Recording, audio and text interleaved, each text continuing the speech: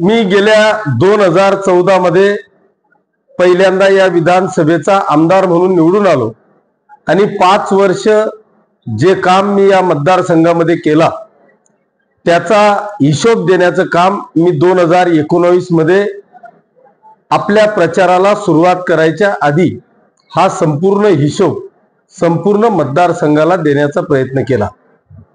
आता माझी तीच इच्छा आहे की चला विकासावर बोलूया।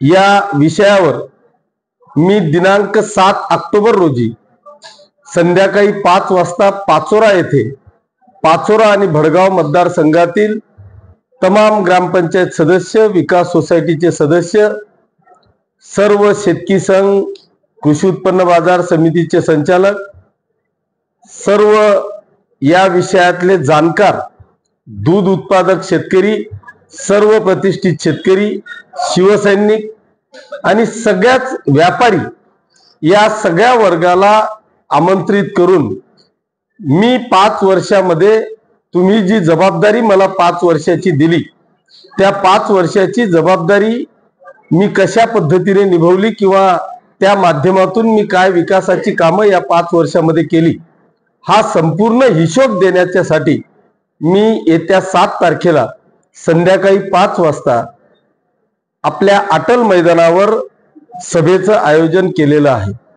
मी आपल्या माध्यमातून पाचोरा आणि भडगाव तालुक्यातील तमाम बंधू भगिनी आणि बांधवांना, मित्रांना, सर्व मतदारसंघातील तमाम जनतेला आव्हान करतो, आमंत्रित करतो आणि सगळ्यांनी जास्तीत जास्त संख्येने संध्याकाळी 5 वाजता उपस्थिती द्यावी अशी आग्रहाची विनंती करण्यासाठीच आज मी आपल्याला या निमित्तानं बोलवलं होतं। या कार्यक्रमासाठी मी आपल्या जिल्ह्याचे सर्व मंत्री महोदय आणि आमचे संपर्क प्रमुख आदरणीय दादाजी भुसे साहेब, आपल्या जिल्ह्याचे पालकमंत्री आदरणीय गुलाबरावजी पाटील साहेब, भारतीय जनता पक्षाचे नेते आणि राज्याचे ग्रामविकास मंत्री आदरणीय गिरीश भाऊ महाजन, आपल्या केंद्राच्या मंत्री आदरणीय रक्षाताई खडसे, खासदार स्मिताताई वाघ, मंत्री आदरणीय अनिलदादा पाटील, या सर्वच मंत्री महोदयांना मी आमंत्रित केलेलं आहे। ते देखील या कार्यक्रमाला उपस्थित राहणार आहेत।